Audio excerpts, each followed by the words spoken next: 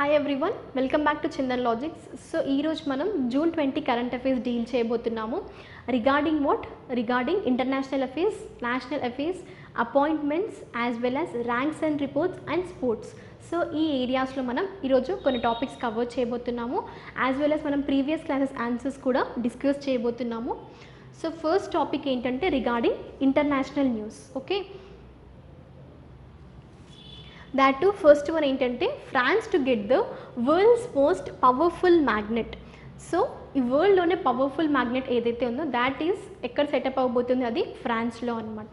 So ఈ world powerful magnet ఏంటంటే దీని పర్పస్ ఏంటి, ఫ్యూజన్ రియాక్షన్స్ని యూజ్ చేసుకొని లైక్ ఏ ప్రాసెస్ జరగబోతుంది, సన్ని పవర్ చేయడం కానీ power of the two, that means that powers the sun and powers the stars అనమాట. So that is the main objective. And ఇంకొక పాయింట్ ఏంటంటే మనం ఫ్యూజన్ రియాక్షన్స్ అంటున్నాం, రైట్? సో ఇక్కడ ఫ్యూజన్ రియాక్షన్స్ చూసుకున్నట్టయితే like with the team of what sustain nuclear fusions అన్నాం. Okay, so one or two atoms that are combined to form the single nuclei. So ఈ ప్రాసెస్లో ఏ energy అయితే release అవుతుందో దాన్ని మనం ఏమంటున్నాము, ఫ్యూజన్ అంటున్నాం. సో ఈ రియాక్షన్స్ అన్నాం కదా, that is nuclear fusion reactions. So ఇందులో ఇన్వాల్వ్ అయింది ఏంటి మనకి, ఫ్యూజన్ రియాక్షన్స్. సో ప్యారలల్గా మనం ఫ్యూజన్ కూడా కవర్ చేద్దాము. ఏంటంటే this is farming single nuclei కదా, ఇక్కడ ఏంటంటే breaking of the nuclei into two parts. Okay, అది మనం ఫ్యూజన్ అంటాం. అక్కడ ఏ ఎనర్జీ అయితే రిలీజ్ కానీ అబ్జర్వ్ అవుతుందో అది ఫ్యూజన్ రియాక్షన్స్. సో ఇక్కడ ఫామ్ అవుతున్నప్పుడు అబ్జర్వ్ అయ్యి రిలీజ్ అయ్యే ఎనర్జీని fusion reactions. So this is about nuclear fusion reactions. And ఇప్పుడు చూసుకున్నట్టయితే ఏంటంటే ఇది ఏదైతే ఎక్స్పెరిమెంట్ జరుగుతుందో అంటే ఇంటర్నేషనల్ కంట్రీస్ అన్ని ఈ ఎక్స్పెరిమెంట్లో పార్టిసిపేట్ చేస్తాయి కదా. సో ఎన్ని లైక్ కంట్రీస్ అనేది ఇందులో పార్టిసిపేట్ చేస్తున్నాయంటే 35 కంట్రీస్ ఇందులో పార్టిసిపేట్ చేస్తున్నాయి. అండ్ థౌజండ్స్ ఆఫ్ ఇంజనీర్స్ ఇంకా సైంటిస్ట్ కూడా ఇందులో పార్టిసిపేట్ చేస్తున్నారు. మెయిన్గా వీళ్ళ ఆబ్జెక్టివ్ ఏంటంటే to prove feasibility of sustainable nuclear fusion ఏదైతే ఉందో that to create energy. So అందుకోసము వాళ్ళు ఇది ప్రూవ్ చేయడం కోసమే ఇందులో వాళ్ళు పార్టిసిపేట్ చేస్తున్నారు. దట్ మీన్స్ మెయిన్గా ఈ వరల్డ్ పవర్ఫుల్ మ్యాగ్నెట్ని వాళ్ళు క్రియేట్ చేస్తున్నారు. అండ్ ఇదేంటంటే ఫ్రాన్స్లో తీసుకుంటుంది కదా, సో ఇది ఒక సెంట్రల్ కాంపోనెంట్ అవ్వబోతుంది. ఫ్రాన్స్ యొక్క ఎనర్జీ ప్రాజెక్ట్ ఏదైతే ఉందో దానికి ఒక సెంట్రల్ కాంపోనెంట్గా అవ్వబోతుంది. అండ్ ఈ మ్యాగ్నెట్ని ఏమంటున్నారు వాళ్ళు, సెంట్రల్ సోలెనాయిడ్ అంటున్నారు. సో ఇక్కడ చూసుకున్నట్టయితే మీకు సోలెనాయిడ్ అనేది ఏ రకంగా ఉంటుందో చూడొచ్చు. సో ఇది ఒక పవర్ఫుల్ మ్యాగ్నెట్ ఉంది, ఫ్రాన్స్లో సెటప్ అవ్వబోతుంది. అండ్ దీన్ని లాటిన్లో like we can say this as iter. So the meaning is the way అన్నమాట. ఓకే, అండ్ మెయిన్గా సన్ ఇంకా స్టార్స్ని పవర్ చేసేది ఈ న్యూక్లియర్ ఫ్యూజన్ రియాక్టర్స్. నెక్స్ట్ టాపిక్లోకి వెళ్తే మనం వరల్డ్స్ థర్డ్ లార్జెస్ట్ డైమండ్ అనమాట. సో ఈ థర్డ్ లార్జెస్ట్ డైమండ్ కన్నా ముందు మనకి ఫస్ట్ లార్జెస్ట్ డైమండ్ ఏంటి, సెకండ్ లార్జెస్ట్ డైమండ్ ఏంటో ఒకసారి చూద్దాం. అండ్ అవి ఎప్పుడు అనర్త్ చేశారు. ఇప్పుడు థర్డ్ లార్జెస్ట్ డైమండ్ 2021లో అనర్త్ చేశారు కదా, మరి అవి ఏ ఇయర్స్లో అనర్త్ చేశారంటే మనకి ఫస్ట్ వన్ వచ్చేసి 1905లో, దాట్ ఇన్ సౌత్ ఆఫ్రికాలో ఫస్ట్ లార్జెస్ట్ డైమండ్ని అనర్త్ చేశారు. అండ్ కమెంట్ సెక్షన్లో మెన్షన్ చేయండి ఫస్ట్ లార్జెస్ట్ డైమండ్ యొక్క name. Okay, and second largest diamond ఏంటి మనకి, లెసెది లా రోనా. ఇది ఎప్పుడైంది మనకి 2015లో. ఇది కూడా మనకి బోట్స్వానా రీజియన్లోనే అనర్త్ చేశారు. సో ఈ బోట్స్వానా రీజియన్ ఏంటంటే largest producer of diamonds in south Africa అన్నట్టు. ఓకే, సో ఆ బోట్స్వానా మనకి సెకండ్ ఇంకా థర్డ్ది కూడా మనకి అక్కడే అనర్త్ చేశారు. సో ఇప్పుడు ఫస్ట్ది సౌత్ ఆఫ్రికా అన్నాం కదా. సో ఇక్కడ చూసుకున్నట్టయితే ఏంటి మనకి ఏ కంపెనీ అనర్త్ చేసింది థర్డ్ లార్జెస్ట్ది న్యూస్లోకి వెళ్తే ఇది మనకి బోట్స్వానా డైమండ్ కంపెనీ అనేది ఈ థర్డ్ లార్జెస్ట్ డైమండ్ని అనర్త్ చేసింది. ఓకే, అండ్ ఈ బోట్స్వానా అనేది largest producer of diamonds in Africa. And ఈ డైమండ్ యొక్క వెయిట్ వచ్చేసి మనకి 1098 క్యారెట్స్ అనమాట. సో ఈ క్యారెట్స్ అన్నాం కదా, ఇదేంటి units to measure what purity of gold కానీ ప్యూరిటీ ఆఫ్ స్టోన్స్ కానీ మెజర్ చేసేది మనకి క్యారెట్స్ రూపంలో కదా. సో ఈ సెకండ్ లార్జెస్ట్ వెయిట్ ఎంత అంటే 1109 క్యారెట్స్, అంటే థర్డ్ది దీనికన్నా లెస్సర్ ఉంది. అందుకోసం ఇప్పుడు కొత్తగా వాళ్ళు కనుగొన్న డైమండ్ని థర్డ్ పొజిషన్లో పెట్టారు, ఎందుకంటే సెకండ్ కనుగొన్న దానికన్నా ఇది వెయిట్ అనేది తక్కువగా ఉంది. Okay, that is of 1098 carats. And మన ఇండియా ప్రకారం ఇప్పుడు ఏంటి, ఆఫ్రికాలో అయితే ఈ బోత్స్వానా రీజియన్ ఏదైతే ఉందో అది డైమండ్గా ఎక్కువగా దొరుకుతాయి అంటున్నాం. మరి ఇండియాలో ఎక్కడ, ఇండియాలో డైమండ్ మైన్స్ అనేవి పన్నా రీజియన్ అంటే పన్నా టౌన్లో, అది ఎక్కడ అంటే మనకి మధ్యప్రదేశ్లో. సో ఈ రీజియన్లో డైమండ్ మైన్స్ అనేది ఎక్కువగా ఉంటుంది యాజ్ పర్ 2017 సర్వే ప్రకారం. Okay, so this is all about world's third largest diamond. Next చూసుకున్నట్టయితే HTBT cotton, herbicide what we can herbicide tolerant bacillus thuringiensis. Okay, that is BT cotton. So ఈ HTBT cotton అంటున్నాం కదా, so ఈ BT అనేది bacteria అనమాట. ఆ bacteria నుండి మనకి Cry1AC అనే ఒక జీన్ని తీసుకొని ఈ కాటన్ ప్లాంట్ ఏదైతే ఉందో దానికి కంబైన్ చేస్తారు. ఎందుకోసము, ఈ Cry1AC అనే కాంపోనెంట్ ఏంటంటే ఈ జీన్ టాక్సిక్ మెటీరియల్ని ప్రొవైడ్ చేస్తుంది ప్లాంట్లో, అండ్ యాజ్ వెల్ as ప్రొడక్షన్ని కూడా ఎక్కువగా ఇస్తుంది. సో అందుకోసమే ఈ Cry1ACని వాళ్ళు ప్లాంట్స్లో ఇన్వాల్వ్ చేస్తారు. అంటే ఈ ప్రాసెస్ని ఏమంటాం మనం, జెనెటికల్లీ మోడిఫైడ్ సీడ్స్ కానీ క్రాప్స్ కానీ పిలుస్తాం. అంటే ఈ జీన్స్ ఏవైతే ఉన్నాయో, అంటే ఒక ప్లాంట్ యొక్క డిఎన్ఏ నెక్స్ట్ ప్లాంట్ యొక్క అదర్ డిఎన్ఏతోని వాళ్ళు కంబైన్ చేసి ఒక కొత్త దానికి వాళ్ళు ప్రొడక్షన్ అది చేస్తుంటారు. సో ఇలా జరిగిన క్రాపే మనకి హెచ్డిబిటి క్రాప్, అంటే ఇది జెనెటికల్లీ మోడిఫైడ్ క్రాప్ అనమాట. సో ఇక్కడ ఇది Cry1AC ద్వారా టాక్సిక్ మెటీరియల్ ప్రొవైడ్ చేస్తుంది కదా, ఆ టాక్సిక్ మెటీరియల్ వల్ల ఏమవుతుంది, మనకి కాటన్లో బాల్ వామ్స్ ఉంటాయి కదా, సో ఆ బాల్ వామ్స్ అనేది కాటన్ని తినడానికి వచ్చినప్పుడు ఈ టాక్సిక్ మెటీరియల్ వాటి డైజెస్ట్ సిస్టంలోకి వెళ్ళి ఆ బాల్ వామ్స్ అనేది అక్కడే చనిపోతాయి. అంటే పెస్టిసైడ్స్ యూజ్ అనేది ఫార్మర్స్కి తక్కువగా జరుగుతుంది. యాజ్ వెల్ as ఈ హెచ్డిబిటి అంటే ఇలా జెనెటికల్లీ మోడిఫైడ్ చేయడం ద్వారా ప్రొడక్షన్ అనేది ఎక్కువగా జరుగుతుంది. ఓకే, ఇవి అడ్వాంటేజెస్ అనమాట. సో ఇప్పుడు ఈ జెనెటికల్లీ మోడిఫైడ్ క్రాప్స్ మనం చూసుకుంటే ఇండియాలో ఏంటంటే లైక్ సోయాబీన్ కానీ మస్టర్డ్స్ కానీ ఇవి అనమాట. కానీ ఇంపోర్ట్కి సంబంధించింది హెచ్డిబిటి ఒక్క క్రాప్ని మాత్రమే ఇండియా అలో చేసింది. This is the only crop India has allowed అనమాట. అండ్ ఇప్పుడు న్యూస్లో ఎందుకుంది మనకంటే రిగార్డింగ్ దేని గురించి, ఈ ఇల్లీగల్ సేల్స్ అనేది అంటే ఇంపోర్ట్ చేస్తున్నాం కదా, సో ఆ ఇల్లీగల్ సేల్స్ అనేది ఎక్కువగా జరుగుతున్నాయి.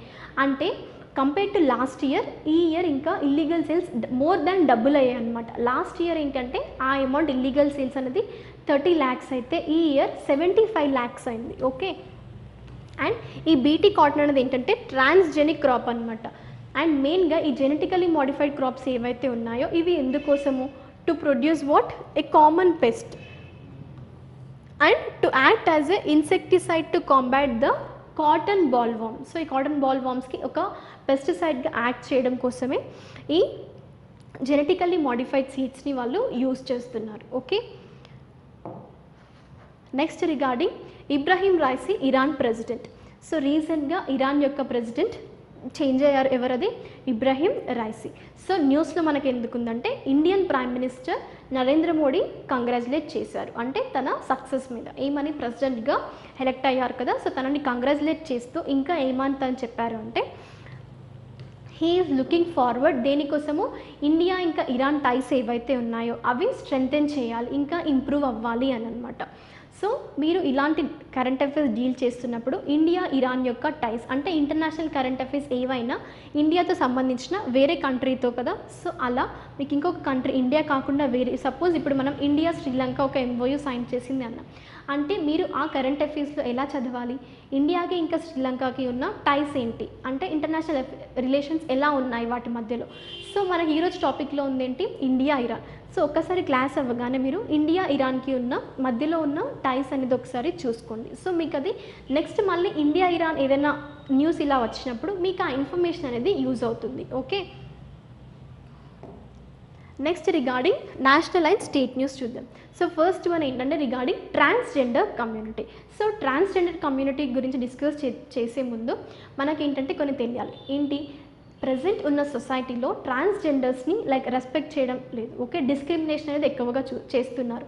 సో అందుకోసమే ఇలాంటివన్నీ అవాయిడ్ చేయడం కోసం, ఇలాంటివన్నీ ప్రొహిబిట్ చేయడం కోసం గవర్నమెంట్ అనేది వేరియస్ స్కీమ్స్ని తీసుకొస్తుంది. యాజ్ వెల్ యాజ్ గవర్నమెంట్ ఇంకా వాళ్ళకి పోర్టల్స్ కానీ ఆన్లైన్లో ఎక్కువగా సర్వీసెస్ కానీ ప్రొవైడ్ చేస్తుంది. ఓకే, సో మనం చూసుకున్నట్టయితే regarding protection of rights of the transgenders, that is act or bill you can say 2019. So వీటి ప్రకారం ఇంకా ఏంటి, protection of rights of rules regarding 2020 ప్రకారం చూసుకున్నట్టయితే ఇందులో వాళ్ళు ఏం ప్రొవైడ్ చేశారు అంటే పార్లమెంట్స్లో ఇలా వీళ్ళ గురించి చాలా బిల్స్ కానీ యాక్ట్స్ కానీ లైక్ ప్రొవైడ్ చేశారు. ప్రపోజ్ చేశారు ఎందుకోసము అంటే ఈ డిస్క్రిమినేషన్ ఏదైతే ఉందో అది జరగకుండా, అంటే వాళ్ళకి ఈక్వల్ ఆపర్చునిటీ అనేది ఉండాలి. లైక్ హిజ్రాస్ అంటారు కదా, so transgenders like trans men కానీ ట్రాన్స్ ఉమెన్ కానీ వాళ్ళ బర్త్కి మ్యాచ్ అవ్వకుండా ఉండని వాళ్ళని కూడా ట్రాన్స్జెండర్స్ అని అంటాం.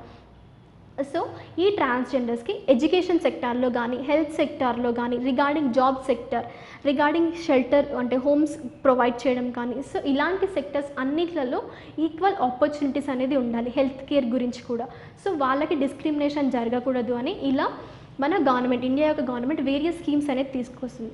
సో మనకి ఇప్పుడు న్యూస్లో ఉంది ఏంటంటే రిగార్డింగ్ ఒడిశా గవర్నమెంట్ అనమాట.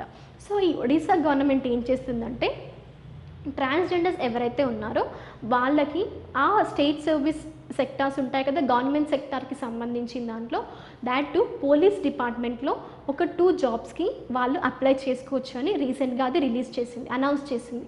సో ఏంటి అనౌన్స్మెంట్ అంటే they can apply for the post of constable and sub inspector. Okay, ఈ 2 పోస్టులకి ట్రాన్స్జెండర్స్ అప్లై చేసుకోవచ్చు in police department of Odisha government అనేది రిలీజ్ చేసింది. అండ్ స్టాటిక్ పార్ట్ చూసుకున్నట్టయితే మనం ఒడిశా యొక్క క్యాపిటల్ ఏంటి, Bhubaneswar. Next regarding Indian army అనేది this is the first time Nepali ఉమెన్కి వేకెన్సీస్ అనేది క్రియేట్ చేసింది. ఎందులో దాట్ టు ఇండియన్ మిలిటరీలో. సో మనం నేపాల్కి ఇండియాకి ఒక ట్రీటీ కూడా ఒకటి చూసుకోవాలి.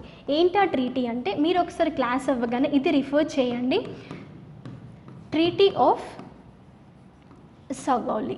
ఓకే, సో ఈ ట్రీటీ ఇండియాకి ఇంకా నేపాల్ బార్డర్స్ ఏవైతే ఉన్నాయి, సో ఇండియా నేపాల్ బార్డర్ ఇంకా డిస్ప్యూట్స్ గురించి కానీ మీకు ఇండియా నేపాల్కి ఉన్న టైస్ గురించి మీకు ఈ ట్రీటీని ఒకసారి చదివితే అర్థమవుతుంది. So if you are unable to know about treaty of Sagali, mention in the comment section. At least in the next class we can discuss. Okay, next so ఇక్కడ వీళ్ళ మెయిన్ ఆబ్జెక్టివ్ ఏంటి అంటే ఇలా ఇండియన్ మిలిటరీలో నేపాల్ వాళ్ళకి provide చేయడంలో like recruitment చేసుకోవడం అనేది ఏంటి అంటే army says that it wants to continue ఎవరి కోసం like for both men and women అనమాట. అంటే ఉమెన్కి ఫస్ట్ టైం రిక్రూట్ చేస్తుంది కానీ లైక్ మెన్ ఇది కంటిన్యూ అంటే ప్రీవియస్గా కూడా అది అపాయింట్ అంటే రిక్రూట్ చేసుకుంది అనమాట ఇండియా మిలిటరీ అనేది. సో ఎందుకోసము అంటే to widen the scope for the youngsters. Okay, and ఈ ఎలిజిబుల్ నేపాలీ ఉమెన్ ఎవరైతే ఉన్నారో వాళ్ళు దీనికి ఎలా అప్లై చేసుకోవచ్చు అంటే they can submit their applications through online అనమాట. నెక్స్ట్ రిగార్డింగ్ అపాయింట్మెంట్స్ చూసుకుందాము. సో ఏంటది first one, ReNew Power CMD Sumant Sinha appointed as a chairman for ReNew Power. So ఎవరి ద్వారా by UNGC, United Nations Global Compact. So ఈ యుఎన్జిసి అనేది ఏం చేస్తుందంటే this will select the SDG pioneers అనమాట. అంటే sustainable development goals pioneers. So pioneers అంటే వీళ్ళు ఎవరైతే the first person who is going to settle regarding that area. So ఒక స్పెసిఫిక్ ఏరియాలో ఫస్ట్ పర్సన్ తను అంటే తనని పయోనీర్ అంటాం. సో ఈ సస్టైనబుల్ డెవలప్మెంట్ గోల్స్లో వాళ్ళు ఎక్కువగా అడ్వాన్సెస్ తీసుకురావడము ఏదైనా ఒక సెక్టర్ లైక్ మనకి సస్టైనబుల్ డెవలప్మెంట్ గోల్స్ చాలా ఉన్నాయి. సో అందులో 7th గోల్ ఏదైతే ఉందో దాని అడ్వాన్సెస్ వర్క్ చేస్తున్న పర్సన్ మనకి సుమంత్ సిన్హా. అందుకోసమే తనని రీన్యూ పవర్ చైర్మన్గా యుఎన్జిసి అపాయింట్ చేసింది. సో మనకి సస్టైనబుల్ డెవలప్మెంట్ గోల్ నెంబర్ 7 అంటున్నాం. అదేంటంటే he is working towards the advances of clean ఇంకా అఫోర్డబుల్ ఎనర్జీ. సో క్లీన్ ఇంకా అఫోర్డబుల్ ఎనర్జీ అంటున్నాం రైట్. సో ఈ క్లీన్ అండ్ అఫోర్డబుల్ ఎనర్జీ అంటే like creating producing electricity that too through various sectors. ఏంటా energies అవి మనకి సోలార్ ఎనర్జీ కానీ wind energy కానీ రైట్. సో ఈ హైడల్ ఎనర్జీ ఏవైతే ఉన్నాయో సో ఇవన్నీ మనకి అంటే ఎన్విరాన్మెంట్కి హార్మ్ఫుల్గా ఉండవి. సో ఎన్విరాన్మెంట్ని హార్మ్ చేయట్లేదు అంటే అవి మనకి క్లీన్ ఇంకా అఫోర్డబుల్ ఎనర్జీస్ అంటాం. సో ఈ సస్టైనబుల్ డెవలప్మెంట్ గోల్స్ అనేది ఎప్పటి వరకు అచీవ్ అవ్వాలి, that the target is by 2030 కదా. సో ఇది టార్గెట్లో పెట్టుకొని ఇది కన్సిడర్ చేసి ఇలా వేరియస్ సెక్టార్స్కి వాళ్ళు అపాయింట్ చేస్తున్నారు. Next regarding ranks and reports చూద్దాము. సో ఫస్ట్ ఏంటది, India maintains 43rd rank on IMDs. Okay, that on what, world competitiveness index. So ఈ కాంపిటేటివ్ ఇండెక్స్ 2021లో ఇండియా ర్యాంక్ అనేది 43rd అవుట్ ఆఫ్ 64 ఎకానమీస్ అనమాట. So ఈ 64 ఎకానమీస్లో India యొక్క rank 43rd. అంటే ఈ world competitive index అనేది every year ఎవరు release చేస్తారు, రిలీజ్డ్ బై హూమ్ అని క్వశ్చన్స్ వస్తాయి. సో ఎవరు అది మనకి, IMD, institute for management development. Okay, so ఈ IMD అనేది ఎవ్రీ ఇయర్ రిలీజ్ చేస్తుంది. సో ఈ ఇయర్ రిలీజ్ చేసిన దాంట్లో మీకు టాప్ 3 కంట్రీస్ పైన కూడా క్వశ్చన్స్ అడుగుతారు. ఓకే, సో టాప్ ఫస్ట్ మనకి స్విట్జర్లాండ్ ఉంది, సెకండ్ వచ్చేసి Sweden and third one is Denmark. So India యొక్క ర్యాంక్ ఏంటి మనకి 43rd. ఓకే, అండ్ ఈ కాంపిటేటివ్ ఇండెక్స్ ఏదైతే ఉందో ఇది దేని బేసిస్ చేసుకొని వాళ్ళు రిలీజ్ చేస్తారు అంటే, like you can see measuring the economic wellbeing data ఏదైతే ఉంటుందో, సో కంట్రీ యొక్క ఎకనామిక్ వెల్బీయింగ్ చూస్తారు, లైక్ ఎఫిషియన్సీ, గవర్నమెంట్ యొక్క ఎఫిషియన్సీ, ఎకనామిక్ ఎఫిషియన్సీ. సో ఇలా వేరియస్ ఫ్యాక్టర్స్ వాళ్ళు కన్సిడర్ చేసి ఈ రిపోర్ట్స్ అనేది, ఈ ర్యాంకింగ్స్ అనేది వేరియస్ కంట్రీస్కి వాళ్ళు ఇస్తారు. సో ఇందులో మన ఇండియా యొక్క ర్యాంక్ ఏంటంటే 43rd. ఓకే, నెక్స్ట్ రిగార్డింగ్ మనం స్పోర్ట్స్ న్యూస్ చూసుకున్నట్టయితే ఏంటది, former Mumbai left arm spinner Ankit Chavan. So మనకి ఇప్పుడు రిగార్డింగ్ ఇది స్పోర్ట్స్ న్యూస్, రైట్? సో ఈ స్పోర్ట్స్ న్యూస్కి సంబంధించిన పర్సన్ ఎవరు, అంకిత్ చవన్, అంటే క్రికెటర్. సో తన గురించి ఇప్పుడు ప్రస్తుతం న్యూస్లో ఎందుకుంది అంటే, హీఈస్ గోయింగ్ టు రెజ్యూమ్ అనమాట. మళ్ళీ క్రికెట్ కాంపిటీషన్స్ ఏవైతే ఉన్నాయో దానిలో రెజ్యూమ్ అవ్వబోతున్నారు అంటే ప్రీవియస్గా తను స్టాప్ అయ్యారని అర్థం. సో ఆ స్టాప్ అవ్వడానికి రీజన్ ఏంటి అంటే, తను 2013లో IPL స్పాట్ ఫిక్సింగ్ ఏదైతే ఉందో అందులో ఇన్వాల్వ్ అయ్యారనమాట. సో అందుకోసమే తన క్రికెట్ కెరీర్ అక్కడ స్టాప్ అయిపోయింది, అంటే సర్టన్ పీరియడ్ వరకు. సో ఇప్పుడు ఆ డిస్ప్యూట్ ఏదైతే ఉందో అది క్లియర్ అయిపోయింది అనమాట. సో దానివల్ల తను మళ్ళీ క్రికెట్ అంటే ఆ స్పోర్ట్స్కి సంబంధించిన దాంట్లో రెజ్యూమ్ అవ్వబోతున్నారు. అంటే సో తను ఈ స్పాట్ ఫిక్సింగ్ అన్నాం కదా, సో ఇలా బెట్టింగ్స్ కానీ ఆన్లైన్ బెట్టింగ్స్ ఇలాంటివి చాలా జరుగుతాయి. సో ఒకసారి మీరు రిఫర్ చేయండి ఆన్లైన్ బెట్టింగ్స్ గురించి, ఇవి లీగలా ఇల్లీగలా, సో ఇలాంటివి ఎంకరేజ్ చేయరాదు. ఓకే, మీరు అసలు ఇలాంటి వాటికి ఫోకస్ కూడా చేయకూడదు. మెయిన్గా ఎంత వీలైతే అంత ఇలాంటివన్నీ మన కంట్రీలో ఎరాడికేట్ చేయాలి కానీ ఇంప్రూవైజ్ చేయకూడదు. సో ఇక్కడ తను ఈ స్పాట్ ఫిక్సింగ్ ఏదైతే ఉందో అందులో ఏ పర్సన్తో ఇన్వాల్వ్ అయ్యారు, అదర్ పర్సన్ ఎవరంటే శ్రీశాంత్ అనమాట. సో ఇప్పుడు ఇది క్లియర్ అయిపోయింది అంటున్నాం కదా. సో దీన్ని క్లియర్ చేసిన బోర్డు ఏంటంటే మనకి BCCI, board of control for cricket in India అనమాట. సో ఈ BCCI అనేది ఏంటంటే, this is a governing body అనమాట. ఎక్కడ అది, that to in India, regarding what, regarding cricket. So this is the governing body of cricket, that to in India. And మనకి ఇది BCCI establish అయిన ఇయర్ ఏంటంటే 1928. సో వీటి గురించి చూసినప్పుడు ఏంటి, హెడ్ క్వార్టర్స్ చెప్పాను కదా. సో హెడ్ క్వార్టర్స్ వచ్చేసి మనకి ముంబై. అండ్ ఇప్పుడు ఓన్లీ స్పోర్ట్స్కి సంబంధించింది, ఓకే, ఇది కన్సిడర్ చేశారు, కానీ ఇందులో ఏ మినిస్ట్రీ ఇన్వాల్వ్ అయిందో కూడా మీరు చూసుకోవాలి. సో మినిస్ట్రీ ఆఫ్ స్పోర్ట్స్ అనేది ఇందులో ఇన్వాల్వ్ అయ్యింది. ఎందుకంటే మినిస్ట్రీ పైన ఇలాంటిగా ఇండైరెక్ట్గా క్వశ్చన్స్ అడుగుతారు మిమ్మల్ని, డైరెక్ట్గా లైక్ అంకిత్ చవన్ గురించి అడగకుండా. సో ఇందులో మనం స్పోర్ట్స్ గురించి కవర్ చేసాం, అంటే వీళ్ళు BCCI గురించి ఈ టాపిక్లో కవర్ చేశారు. So chances to ask regarding ministry అని కూడా పేపర్లో మనకి రావడానికి ఛాన్సెస్ ఉంటాయి. అందుకోసమే ఒక టాపిక్ని, కరెంట్ అఫైర్స్ని వేరియస్ ఆస్పెక్ట్స్గా మీరు చూడాలి, అంటే వేరియస్ ఫీల్డ్స్కి మీరు కనెక్ట్ చేసుకోవాలి. అప్పుడే మీకు క్వశ్చన్స్ ఈజీగా సాల్వ్ చేయగలుగుతారు, right? So this is all about BCI. Next let us conclude our class by discussing previous class questions. So 17th 18th రోజు కొన్ని క్వశ్చన్స్ ఇచ్చాను, దాట్ టు ఎందుకోసము కమెంట్ సెక్షన్లో మెన్షన్ చేయమని చెప్పాను, రైట్? సో ఫస్ట్ వన్ ఏంటంటే, నేను నాస్కామ్ యొక్క ఫుల్ ఫామ్ ఇంకా వాటి like established year, and 18th రోజు IDBI గురించి అడిగాను.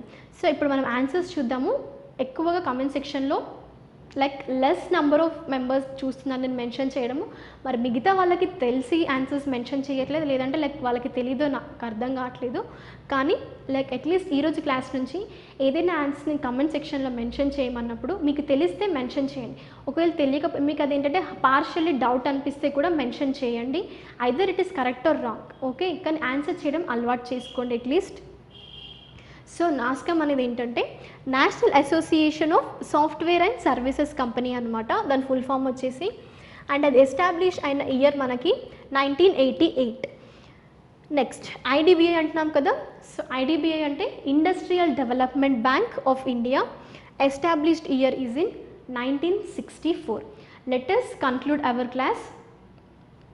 Okay, so all of you stay safe and stay home. Thank you. We will meet you in the next class.